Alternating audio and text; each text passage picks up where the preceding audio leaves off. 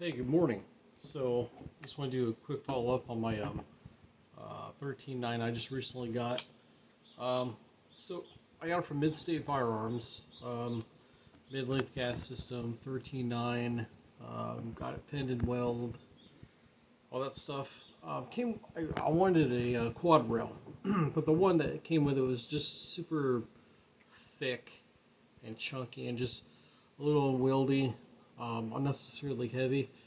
And when I looked at the price of it as a standalone, I think it was like 65, $70. So what I did was I had a good history with my 16-inch. I got an AT3 Tactical Spear, lightweight M-lock, free float handguard, and it was like 115. Love it. It's been durable. I've taken it shooting a lot, and did some classes with it, and it's held up today. So I looked at the AT3 Tactical website, and they also had a Pro Quad Rail. And the cool thing was they had a bunch of lightning cuts. It was thinner. Focus Trip YouTube channel is very awesome. He did like a half-hour video about what he did to test it, and dinged it and dropped it around and held zero and all that stuff. And it was like it held up there. I want to say it was like a Geisley rail. It was almost that quality. So I went ahead and got the AT3 Pro Quad Rail for 115 bucks. One minor gripe, and it's got nothing to do with either Mid-State or AT3. It's my local gun shop. I took it down there on Tuesday, and I just told them, hey, I need a new handguard on, and make sure the device is tuned, etc. Oh, no problem. Last time I took it down on my 16-inch and got the handguard put on, it took half an hour. And 3 days later, I call like, hey, what's going on? And they're like, well, the gunsmith isn't in yet. I'm like, well, will he be in today? Maybe, we don't know. He's supposed to be in tonight. I don't like to deal with maybes or supposed to or possiblies. If it's not yes or no, move on. Drive ahead and just do it yourself. So that's pretty much what I did. I asked, hey, will he be in Saturday to, finish it up? We don't know. I'm like, all right, well, okay, well, take it out by 6 Friday. So I got home. I did it myself. I had all the right tools except for a vise. I kind of had to manhandle it. Anyways, long story short, well, too late for that. But I got the quad rail on here, and mid-length is good to go. It's got set screws in it. Everything's Loctited and timed and all that stuff. So this is what it looks like now. It is so much more manageable. It's so much lighter, and it's easy. I have I think of a hands or like a size large in gloves, and it's great to wrap around. The other one was like size XXL hands. Maybe you might be able to wrap it around, but this is a great rail. I highly recommend the AT3 series of handguards and rails. They're phenomenal. Quick note, I usually run a 45-degree offset for my Streamlight.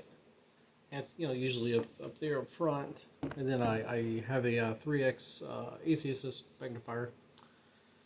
And I was like, it does feel a little heavier than I like. So you're trying to shed ounces, right? To make it easier on yourself, really. And I just by taking off this little aluminum 45-degree offset and this 3X magnifier, it's like 2/3 of a pound. That's quite a bit. I mean, that's like 20 plus rounds in a mag that you don't have to carry. So got rid of this. It's a quad rail, so I side mounted this sucker. I'm running a Streamlight touchpad, no big deal. So easy peasy. The magnifier I can still throw on when needed. If I need to, I'll probably store it in a dump pouch or utility pouch, something like that. So no big deal there. I do have this. This is a Strike Industries Cobra, I believe, like hand grip. It's kind of what I have right now. I'll probably end up getting a Bravo Company Mod 2 stubby grip because I've had good experiences with those in the past. But it was on my old rifle, which I sold, so that sucks. Anyways, yeah, this will do in the meantime. But this is super light. I think I weighed it. It's like 8.2 pounds. Which, oh man, that's heavier. Well, stock M4A1 series carbine is going to be like 6.5, 7 pounds. Usually 6.5.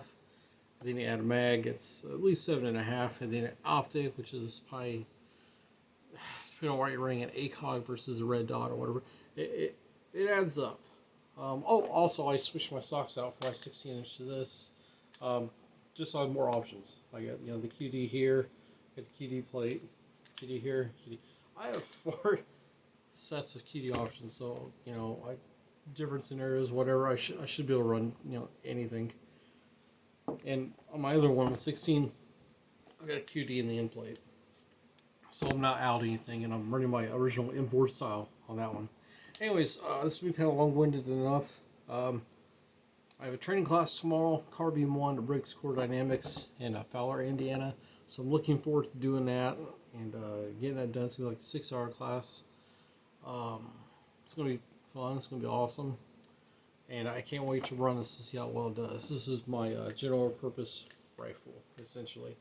And I see a lot of guys, I'm just kind of curious about this, if you guys have comments or what you think. A lot of 12.5s to 14.5s. People are on the LPVO. Why?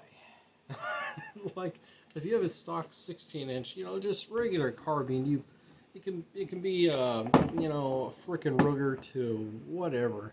I'd rather run an LPVO on that. You can have 1.5 inches of extra rifling, and your velocity increases. And then I've seen people run LPVO on like a 11.5 and a 12.5. I'm just, for the life of me, I don't get it. Like, run a magnifier, get the unit. Oh, I will say this. These are compatible with the Unity Tactical flip-ups. It's got an EOTech mount. So if you're curious about that. Anyways, yeah, so I don't get that. Like, an LPVO, I think, should be on like a minimal 14 vibe. I can see that. Probably 16, probably 18, probably 20 inch. That's just me, but it's just, I'm set in my ways.